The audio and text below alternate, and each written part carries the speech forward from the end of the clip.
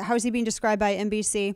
Oh, he's a this paramedic. Well, he hasn't been a paramedic in 4 years, and he has a criminal history. One of the charges was expunged. That was felony burglary. Well, burglary is felony, but you understand what I mean. So Groskowitz was, and he had his gun in his hand the whole time. You can see it in numerous videos. And if he actually thought that Rittenhouse was an active shooter, he would not have been pursuing him down the street, especially when you can clearly see he's running towards police. How many active shooters you know run towards police? Right? Gage Groskowitz is a clown. He looks like a douchebag with his stupid discs in his ears. He is a failure to launch, miserable piece of excrement who lied on this. He lied. He lied on CNN. I don't need to play his audio again because I find him absolutely disgusting. He makes my stomach turn. He has a history of violence. He was just gonna kill a kid, and he apparently bragged. And they all posted Facebook remarks that they tried to delete, but the internet is forever afterwards. And so with this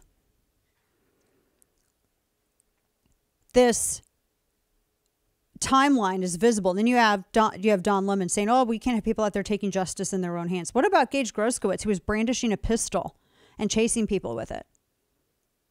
They treat this guy like he's a hero. He is with Antifa. He was there rioting.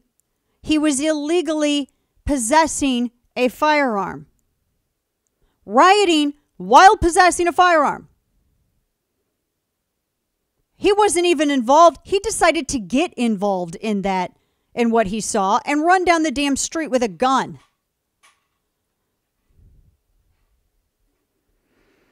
Taking justice in their own hands, that is not what self-defense is. But that is how they're trying to classify it, because self-defense is on trial. They would love to classify self-defense as someone taking justice in their own hands. The left is just mad that Antifa didn't get to murder a 17-year-old. That's what they're really upset about. You want to be very honest about it? You like me because I'm honest? I'm telling you honestly. They're mad because they didn't get to murder a kid. End of story. Nothing else about it. They wanted to chase him down and they wanted to beat him to death. Now you could have the discussion all day long. Well, he shouldn't have been there. He shouldn't. Actually, he had every right to be there. Why did he have less of a right to be there than the people who were burning down black-owned businesses? Anybody have an answer for that? Why did Kyle Rittenhouse have less of a right to be there than convicted pedophile Jason Rosenbaum? Oh, that's right, because then it just destroys that narrative. You could say it was strategically bad that he left the cover of the car parking lot, but he also was saying friendly, and identifying himself as someone who's not a hostile threat, which is also not what an active shooter does. But Gage Groskowitz was too busy filleting his bloodlust. This was a simple case of self-defense. The other point that Don Lemon said, double standard. Double standard? The double standard's on display. Gage Groskowitz, who tried to murder a child, is being celebrated on CNN and MSNBC. The child who defended himself is, and it's all on video, is the one who is getting Nick Sandmann again. And then ultimate degree of entitlement. And he talks about going out and saying, in these streets. And yes, that's exactly what I would describe the white, skinny, flat butt Antifa people out there burning buildings and destroying communities, acting like that's their street. Yes, I absolutely would classify that as entitlement. Yes. And that's, it's insane, but it is self-defense on trial. There's no other way to look at it.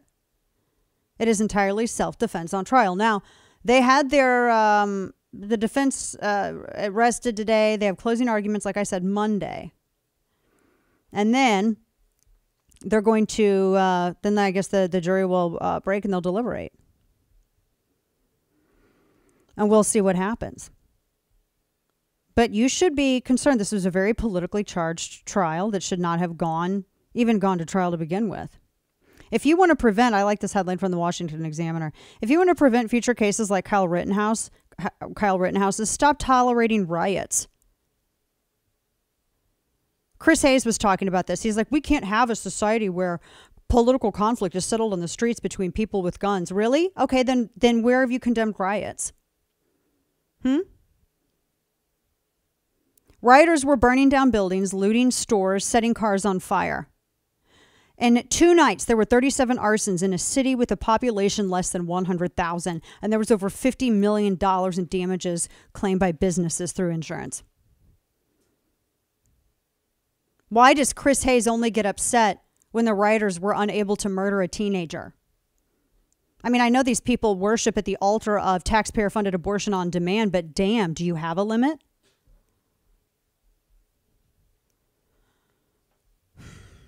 And all the people who sit here and act like they go white supremacist, white supremacist. The only white supremacist I saw was the bald pedophile screaming the N-word. How are you saying that this is a case of white supremacy when it is a white defendant who shot 3 white criminals that were burning down black-owned businesses? Anybody have an idea? Bueller?